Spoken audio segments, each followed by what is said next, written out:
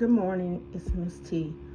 I hope everybody's feeling well, doing well, that you had a good evening. You woke up this morning in good spirits, had a little talk with the Lord, and you're ready for your day.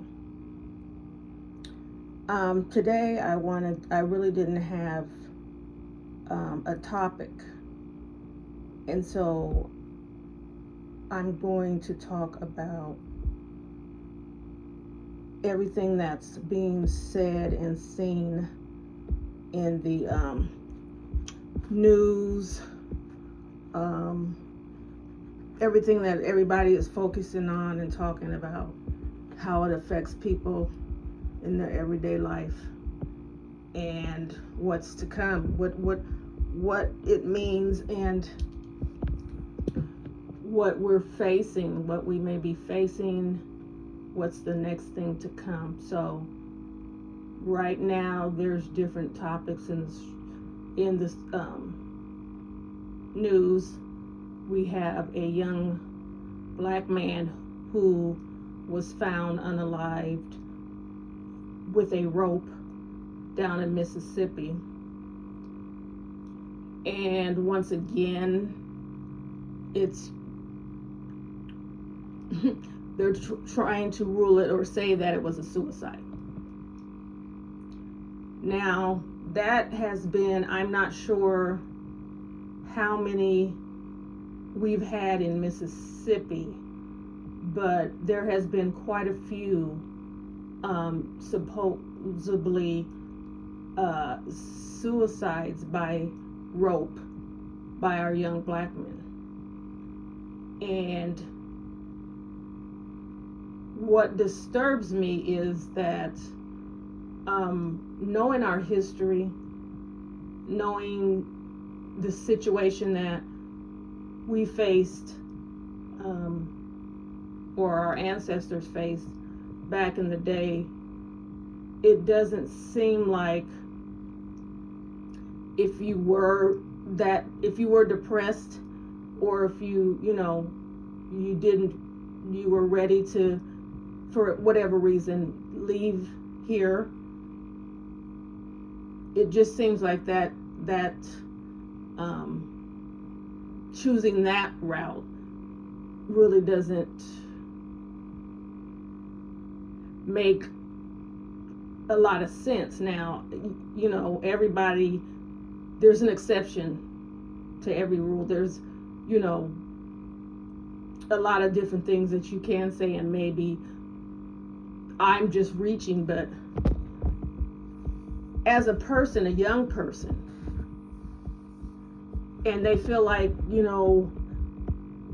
their life is spiraling out of control, or they can't handle what's going on in their life, you would think that most of the time they would be in the comfort of their home, and probably choose something less dramatic or less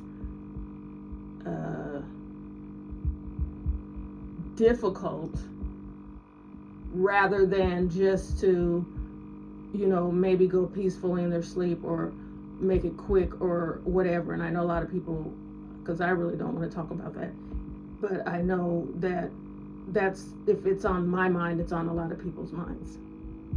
I'm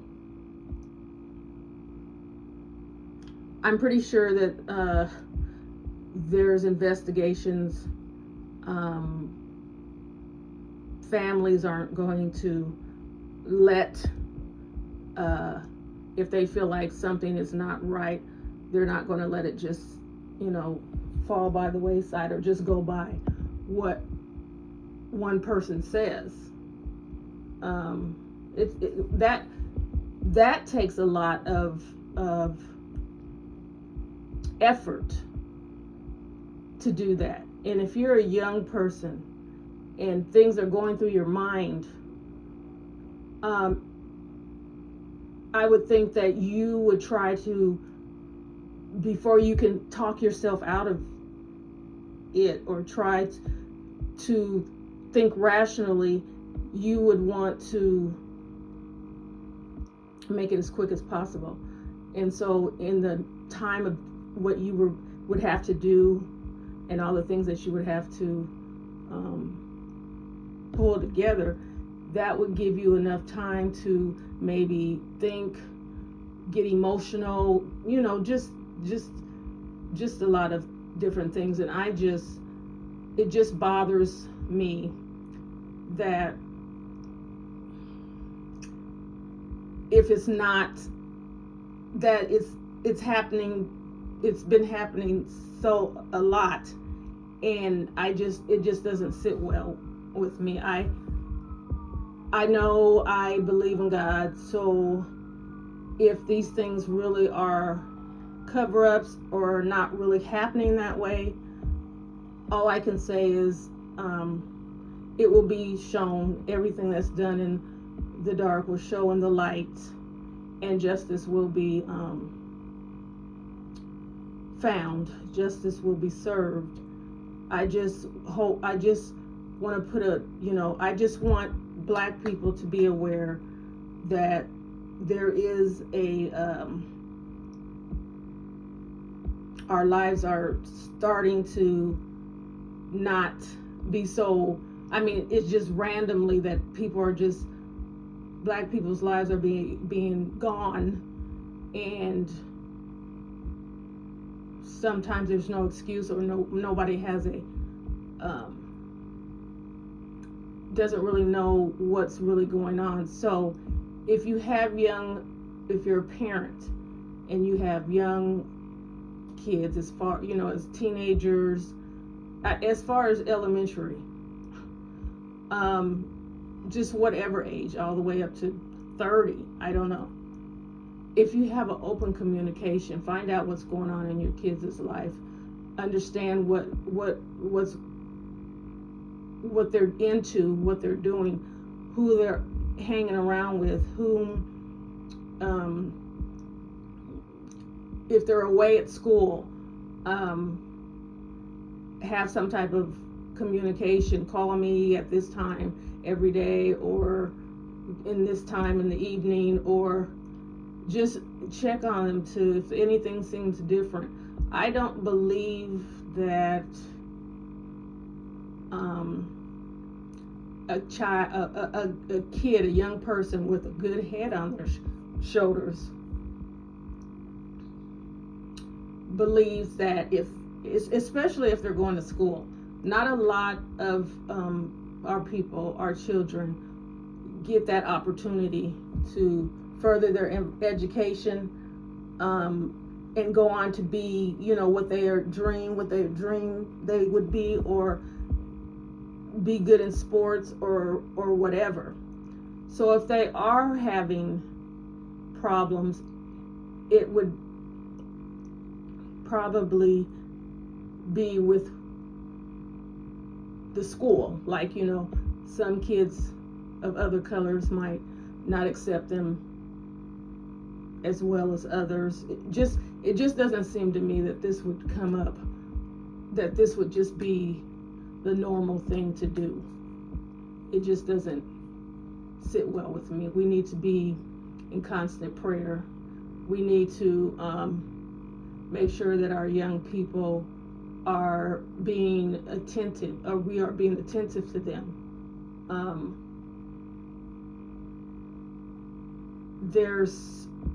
There's so many, you could think you've raised your child and he's been good and all the way up to school, all through school, high school, whatever, and then they can meet that one person that comes into their lives, that has been purposely put into their lives to cause damage. And so we need to be very aware of where they are. You can't, they're practically grown and on their own. So you really can't say you need to have a curfew, but you need to explain to them today, especially if they're going to school in the South, you need to explain to them why it's important to be safe and be aware. Let them know that there's towns that are called sundown, and what that means is they don't, if they catch you in their town after the sun falls, then no telling what will happen to you. Unfortunately, we are in 2025, getting ready to go into 26, but much has not changed. We are still mistreated. We are still looked at as less of people, less of a human being. Our lives are not worth, to some people, are not worth anything. So it's easy for them just to take you and not think twice about ending your life and going on with theirs. So you just have to be very, very, I'm tired of hearing so-and-so was found in a suicide. I don't want to hear that anymore. That I don't think this is a pact. Not these young men didn't know each other. They were from different areas and different walks of life. So I don't think that this is some type of pact that they come, it needs to be investigated. And we need to move differently. And to make sure that we're looking out for one another. It's a scary time. It's very scary. And due to some people that are in higher positions of this world, people think that they have permission, or that it's not frowned upon to harass or unalive Black people. I remember when they went into the Capitol, not the Capitol. I can't think of where they stormed in and tore up everything. I remember hearing two men talking. I think they was in Pelosi, her office, and they were going through her papers and and someone had said, we can't do this, and that person said, we have permission from the president. So in his mind, he really believed that it was okay because the president told him it was okay. So when you put powerful words in the minds of ignorant people, or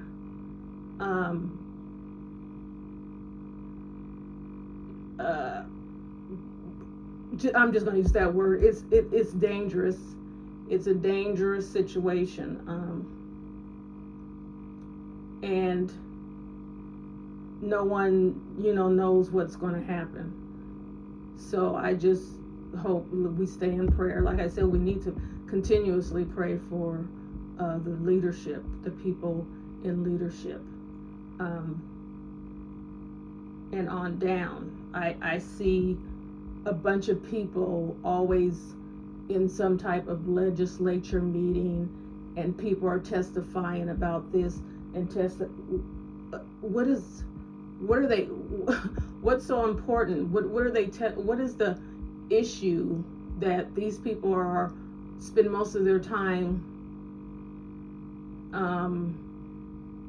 debating procedures done in different offices or whatever, rather than to debate on the laws that need to be changed because they're too vague and people are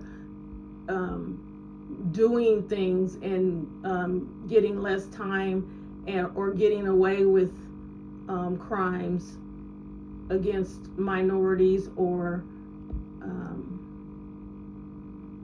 anybody, minorities. I'm just going to say minorities because that seems to be the trend. And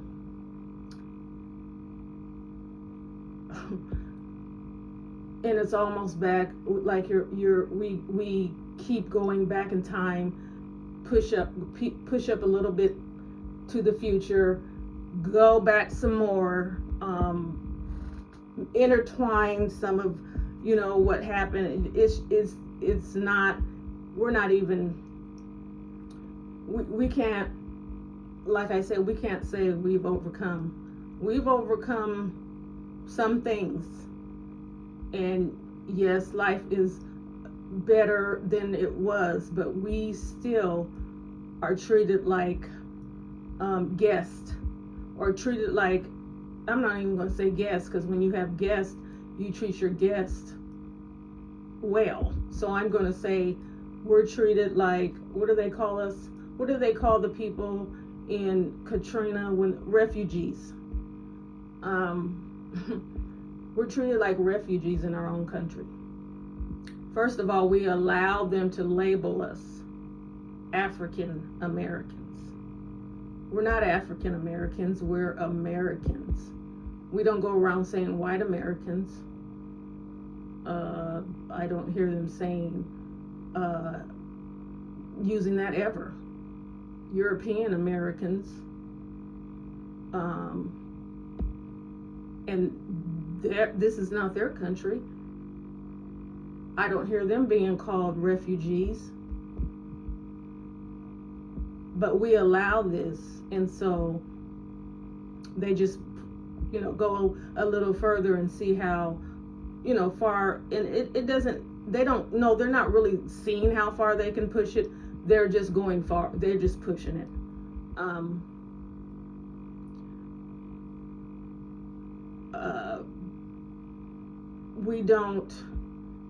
We're not accepted at any point unless it benefits some other, something other than, us. So what I'm thinking is, during campaign time, of course, you have to determine who is the lesser of two evils, or who is most likely to do some of the things that they're saying they're going to do, because I just believe that it's they're just lies. And so who are you going to believe? It's strategy. I just don't believe anything in politics. I really don't. And I'm not saying anything against the government. I'm not saying that, they're doing anything illegal. I'm just saying that, of course, when you're in a competition, you do whatever you can do or to win. That's what you do. That's your job. You make people like you, or you make people believe in what you're saying instead of your opponent. But what is ironic is that it seems like there's more people that are on the other side, want the other side in, versus the good side. I never understood politics. I never understood the red and the blue. I never understood Republican and Democrat. I'm a person who can take a little bit of good from both. I don't understand when you decide that you're going to run for president and you say you're a Republican. What does that mean? Does that mean everything that you're going to try to do, fix in the world, is going to be good for the rich? Or I don't know if you're Democrat, are you going to work harder to help the poor? That's what I don't understand. If you're a human being, you would know that everyone needs help. So why is there not a party that is in the middle? Do we want to have Republicans, Democrats, or do we want to have the alternate? If we see to make a law that cuts taxes so that rich people can get a break from whatever, fine. If we have a law that is taking different programs, looking into different programs and seeing where they can cut waste so that people can receive more of the funding instead of just having the program name, that's a good thing. I just don't understand why it's just divided, like we're just, the United States have been in war with each other, within the United States for the beginning of time. We've fought on this land against one another for different reasons. So we're not even together here. How could that make us stronger when we're being attacked by other countries? See, other countries are at, some of them are dictators, yes. Some of them, most of them, but they're together. Their country is, when it comes to defending their country, they're all together.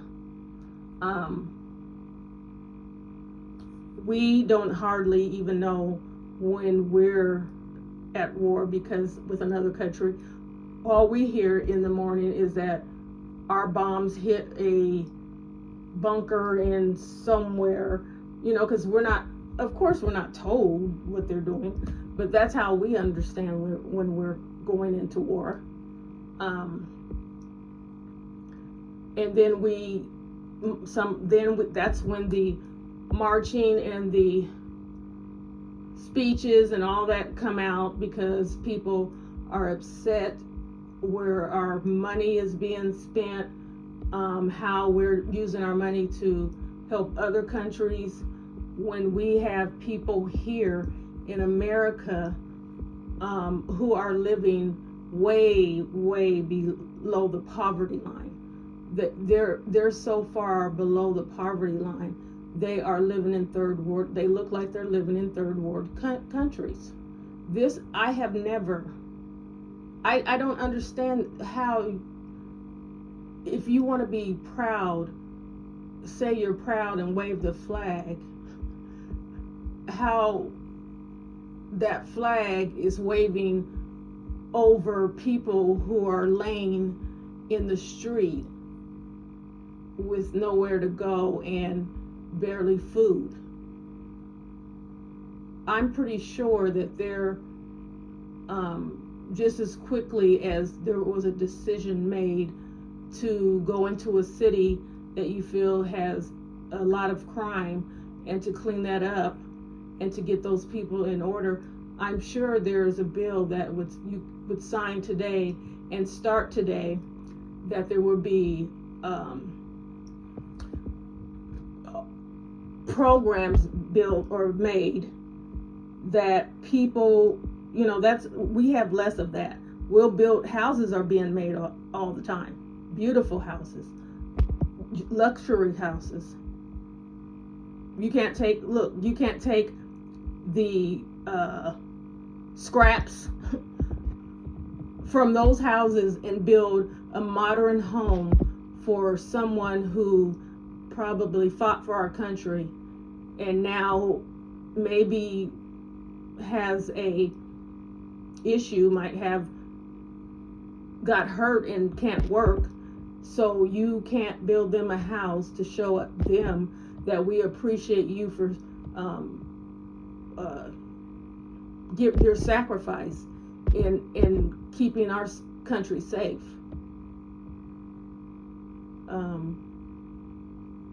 I don't understand that. And even if you don't care about the poor, look at it this way.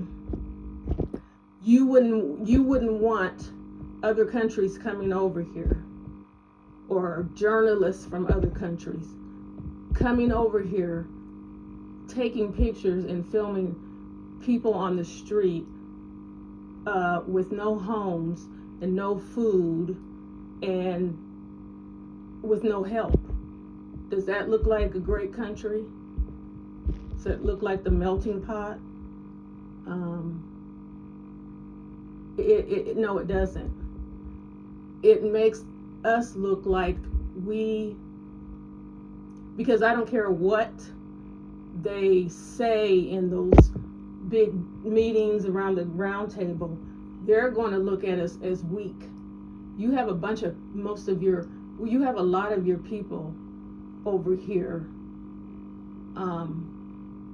If we were to come on land and just start attacking people face to face, your people aren't even going to be strong enough to fight back. You might not think, they think of these kind of things. They study the Americans. They read about Americans. They have just as many tools to listen and see what they need to see.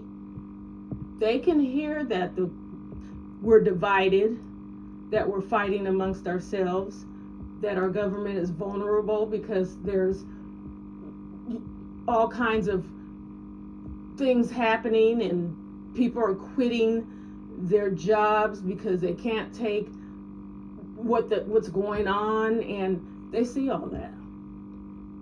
What would be a better time to strike when everything is, we're not together, we're not prepared. We're sitting out here looking, we're looking very, very weak and out of control, and just countries could just come in here and do what they want. They showed us one time before how they can just come in here and do stuff when we're not, because when you think you're all that, you let your guard down, because nobody can touch us. Nobody can get on our grounds. We can go over and fight in their countries and tear up their land and whatever else, but no one can get over here, and they've shown that that's not true.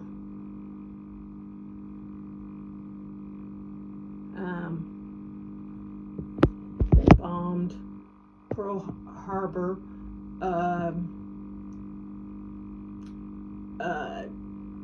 Then they felt that they got that in control. We'll never let them get as far as they did with technology and tracking, and they did again. And so no one is safe from the dangers of evil, and the wrath of the devil.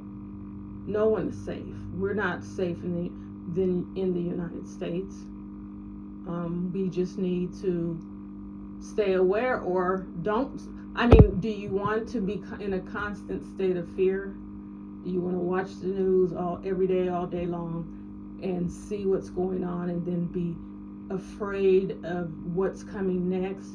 Or do you just want to stay in prayer and let God take over, and let God put a hedge of protection over you. I don't watch the news. The only time I do watch the news is when someone tells me, they bombed, the school, somebody did this, or they shot up another store, or, whatever. I might go look. I might find out. I'm really surprised that I didn't even know, I had never heard of the man who had just got shot a week ago. Never heard his name.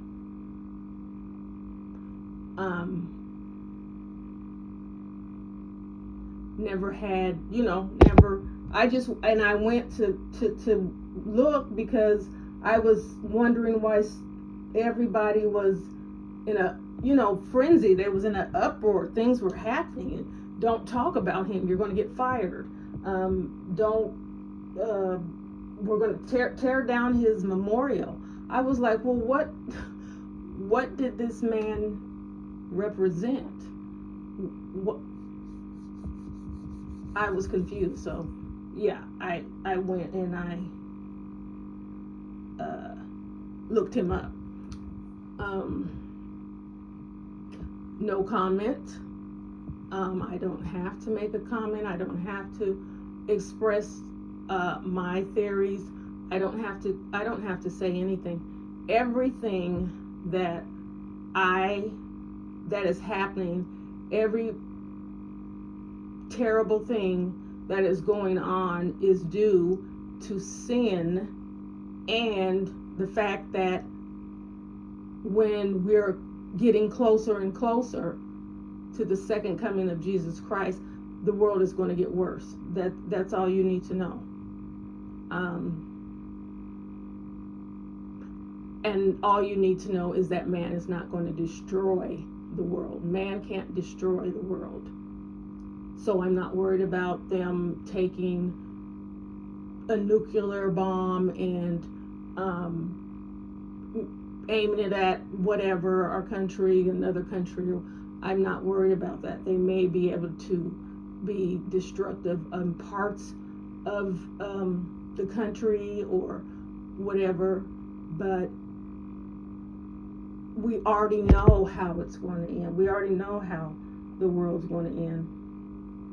If you read and you pray and you ask God for understanding, He tells you step by step. Read the book of Enoch. They hid it from us, but now it's out in the open. You can understand step by step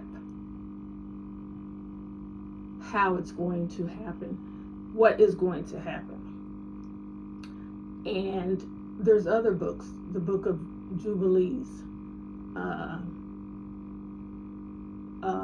Daniel.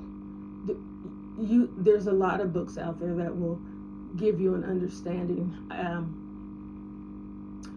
I was on in a chat the other day, and for some reason we started talking about God and the Bible. And a lot of people don't like to talk about that. I don't like to talk about it openly when people just randomly bring up things, because I'm not going to argue or have a debate about the Bible. What that does is cause people to be confused, and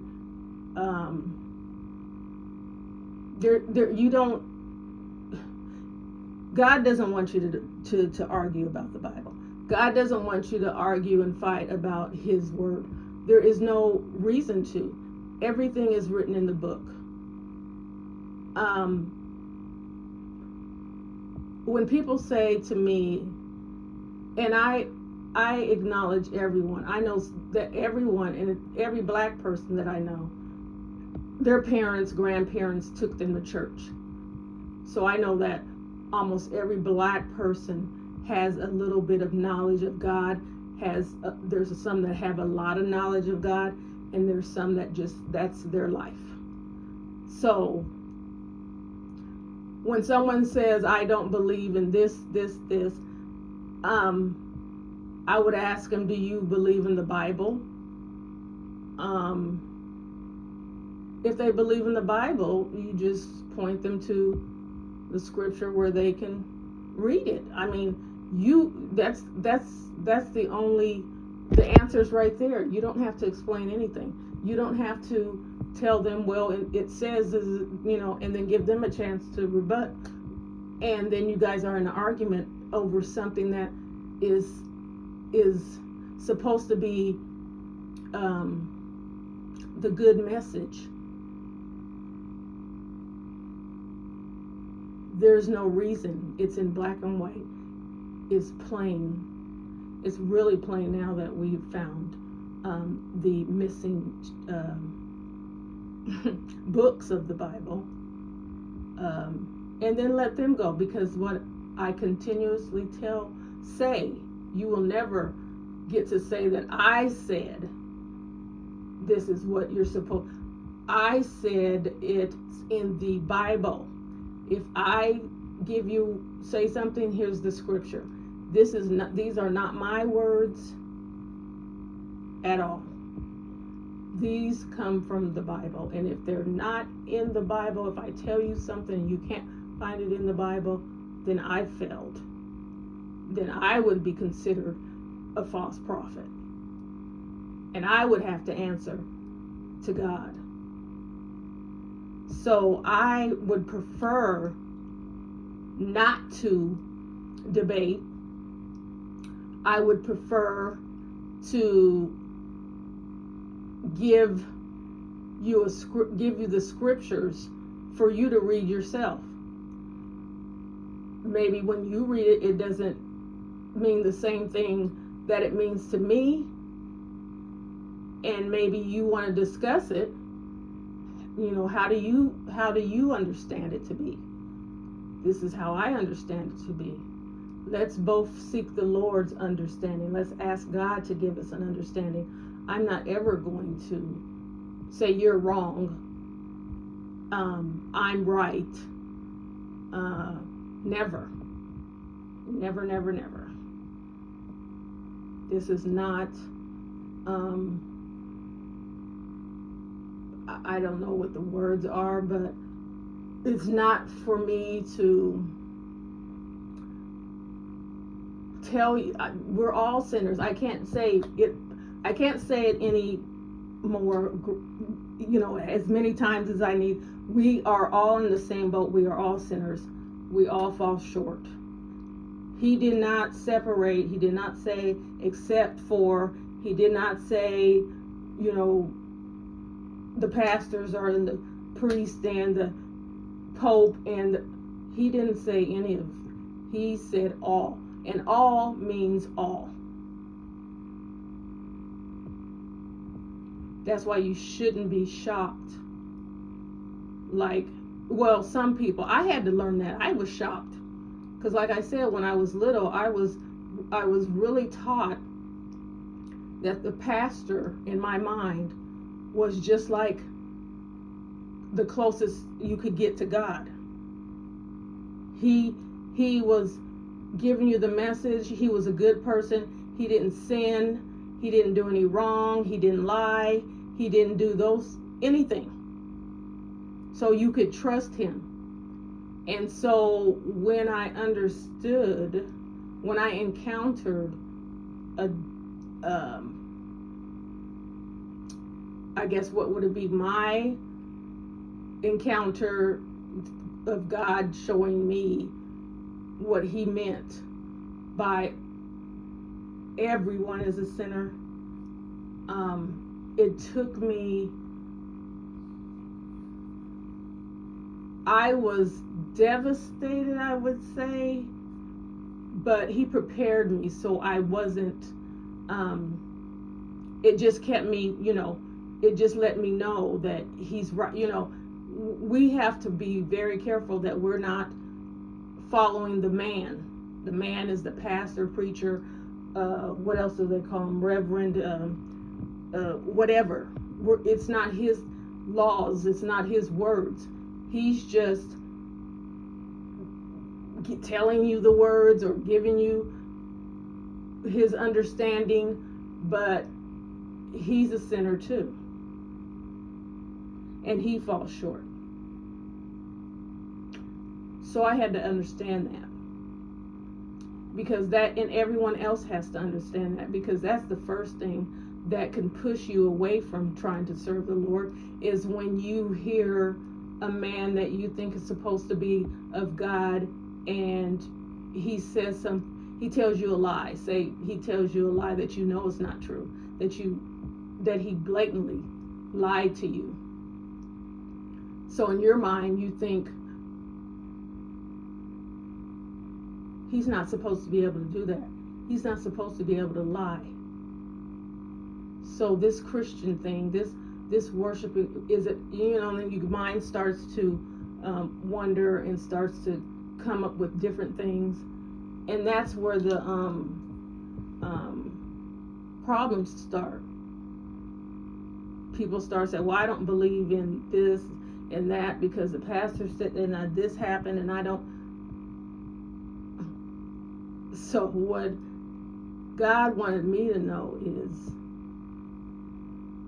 everyone, when you're going out and you're trying to plant the seed to other people, you have to make sure that they know that the seed is just really the testimony of one person, that the reason why, how God changed their lives and how God made them a different person, and then that they can have that too, and to tell them how to get it, not to tell them this, none of the other stuff, none of the rules, none of the what you're doing is a sin and you're going to burn in hell, none of those things. Because once a person falls in love with Jesus, once a person understands that there's no one else that loves them unconditionally, that wants to see them saved, they're going to follow him to the utmost. They're going to study and find out what he is asking of them, what he expects of them, and what happens if they don't fulfill that. I don't have to tell you.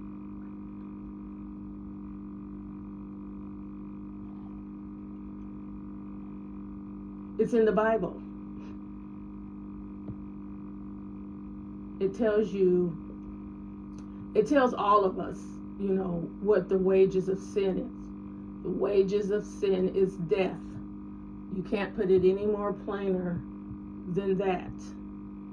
If you sin, continue to sin, do not repent, do not turn away from your sin, when Jesus comes back and it's over, when he says it's done, and you're stuck right there with the decisions that you decided to make, you already know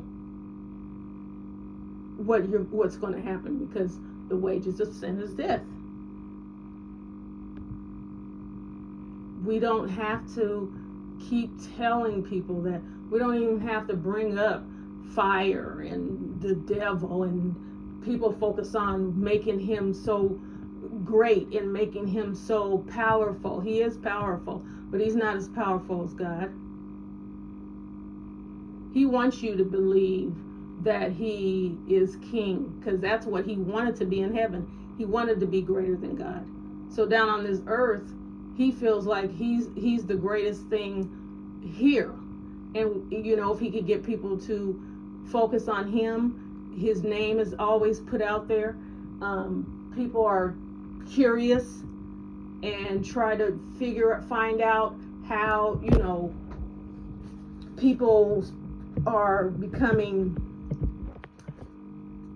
rich or powerful because they can sell their souls to the devil. They can. You're giving him that false power, that presence of being king, because he didn't get it in heaven. He got thrown out. and now he's down here trying to be king here. And so once you go against him or you try to fight him, he's going to try to make your life miserable. And he can tweak you a little bit, but I believe that he can't pierce your soul. If you believe in God, you trust in God, you pray to God, you ask him to keep you from him, to loosen him from you, to be able to resist him, God will do that. You can't play both sides. You know, you can't ask the devil for riches and power and then come to the Lord and ask for strength and healing when something goes wrong, when the doctor tells you that you have a disease and that you're not going to make it from.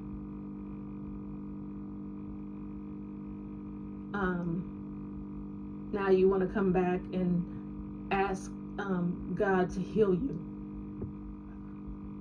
Because after you've asked the devil and you've come to him and asked him, he has powers. He can heal you. He's not going to heal you because his main goal is for you to die. He hates you. He lies to you to get you on his side. He wants you to go to sleep under his power, because when you wake up, you're going to be right where he is. So no, he's not going to, and he doesn't have the power to heal you. So it's only your decision. It's only a decision. Do you want to be king here on earth? Do you want to be looked at as somebody, you have power and you can drive a fancy car and you have money that you can throw up in the air or put to your ear, or you can have bottles of whatever it's called lined up at your table, and you can wear $12,000 or $1,200 jeans, and you can wear all the latest whatever, and the gold and the jewelry and whatever else that they becomes. You can put diamonds in your forehead and diamonds on your eyelids, and you can spend $500 million on an animal, a rare animal, and you can be the only one to have it, when $500 million could probably feed everyone in the United States, all the homeless people. It could be used to build places for people to have shelter. It could be used to fund a daycare where people can work and not have to pay daycare because it's taking all of their income. Sensible things, but no, we rather make nonsense. That's what the world is, nonsense. And so if you decide that money here and fame and power and women flocking around who don't love you, don't care nothing about you, would not care if you passed away today, they would move on to the next one. But it gives you a sense of being someone, a false sense of being someone, because you have money. And I can understand why there's a division between our people. Mainly right now, it's a division between black men and black women, because we're blaming each other for our pain, our downfall. Black men are blaming black women because black women rather be with a man who has money, and so the good hard-working man is left out. He's looked at as a weak. He's looked at as a nobody.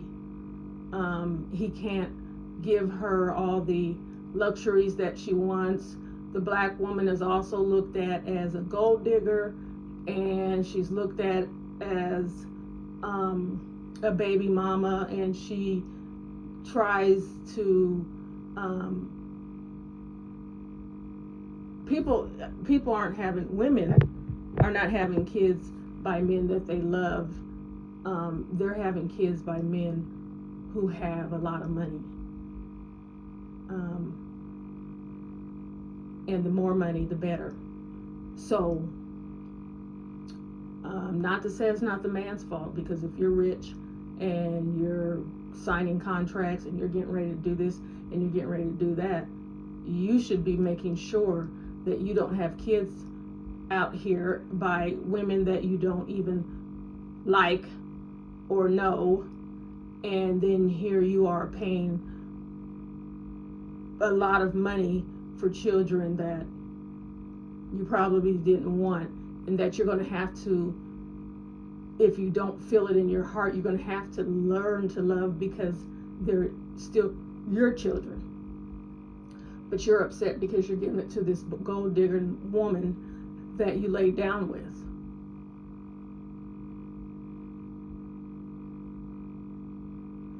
It's just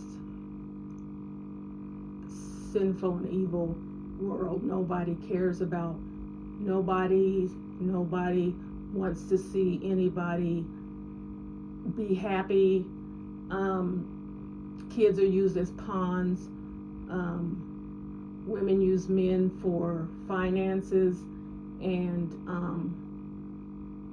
basically a bank.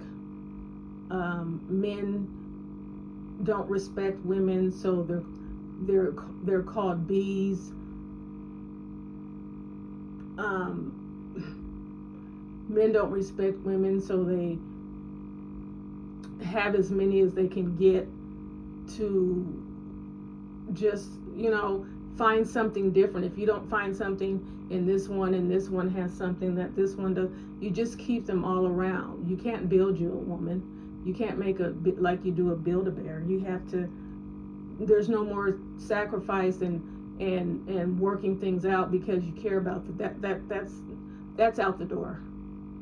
If you can't bring something to the table, if you can't do anything for me, if you can't please me sexually, if you can't make the best gumbo, if you can't have the best body, I'll go find someone who does.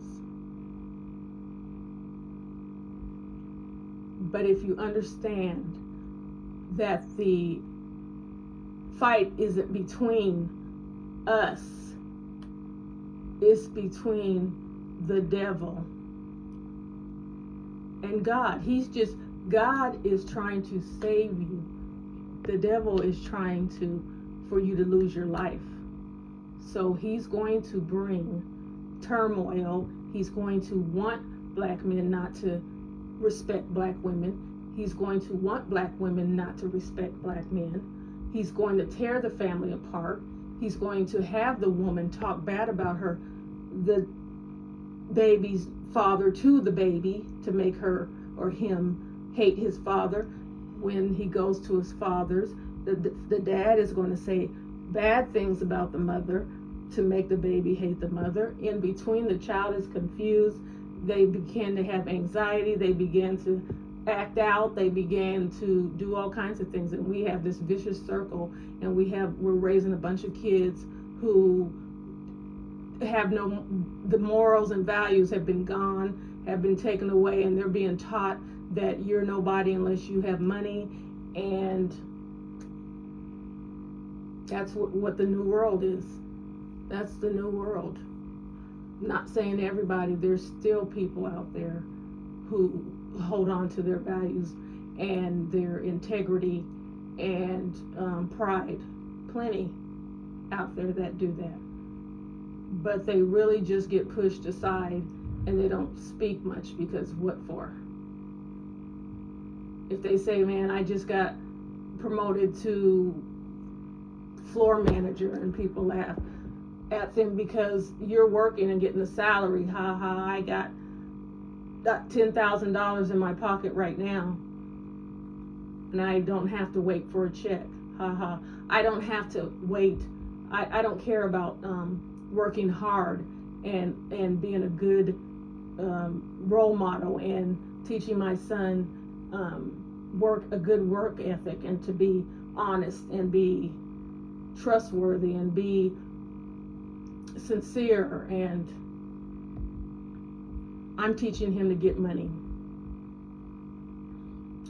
So you're considered as all the words in the, what is the BAN is what they use for people who basically are trying to live a good life. And it's shameful, it's horrible, it's polluting. Our community is going to fall apart. We're not going to have a community.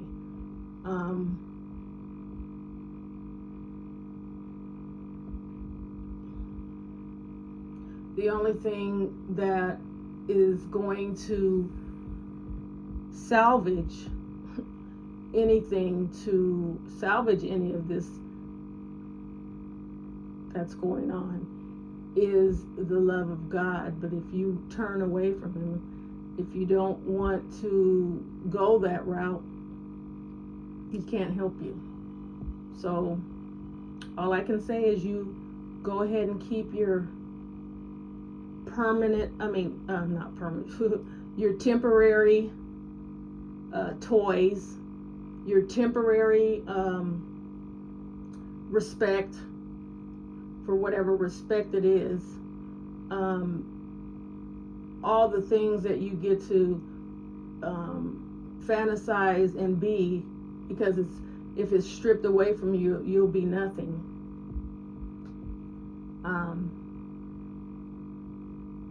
God is just really trying to say, let go and come to Him. We're like, some of us are like that monkey in the gorge. What is it called? The monkey sees something shiny at the bottom of the bottle, and he's got his hands in there, and he's holding on to it because he wants this shiny, but he can't get his hand out. And he's not understanding, if you let go of that shiny thing, you can take your hand out of the bottle. But he's so busy trying to hold on to that pretty shiny piece of whatever that he just has to have. He's too busy holding on to that he's stuck right there. He can't even enjoy it because he can't get his hand out the bottle, and he's not going to let go. So are you walking around with a bottle on your hand? And this is not to put down anyone, because I don't know anybody's life. I don't know how anybody is living their life. And like I said, I can't judge anyone either, because God said we are all sinners and fall short. He even has gone as far to call us, we're like filthy rags. But still He loves us. Let your boyfriend say, you look and smell like a filthy rag. Do you think he's going to stay around long?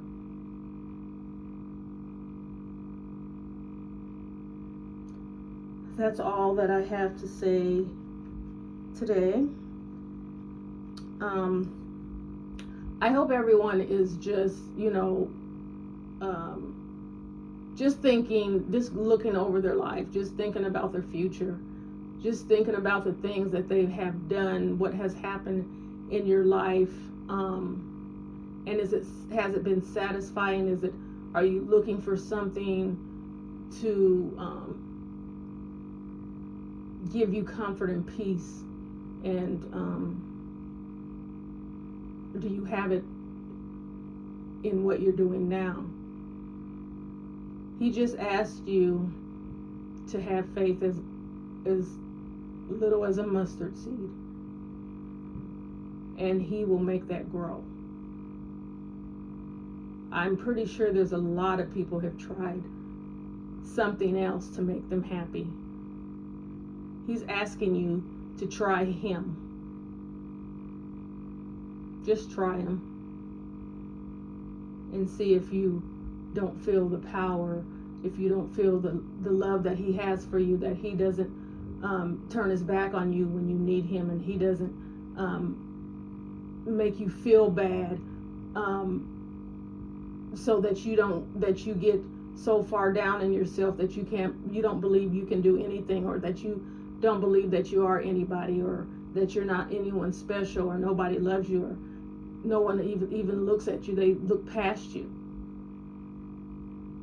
He will never tell you a lie. He will never tell your secrets. He will never harm you. He will never leave a mark on you. He will never desert you in your time of need. He will never do anything bad against you. So I think that maybe if you just try him, you'll see the difference. I hope everyone has a great day, and stay safe and stay blessed. And until next time.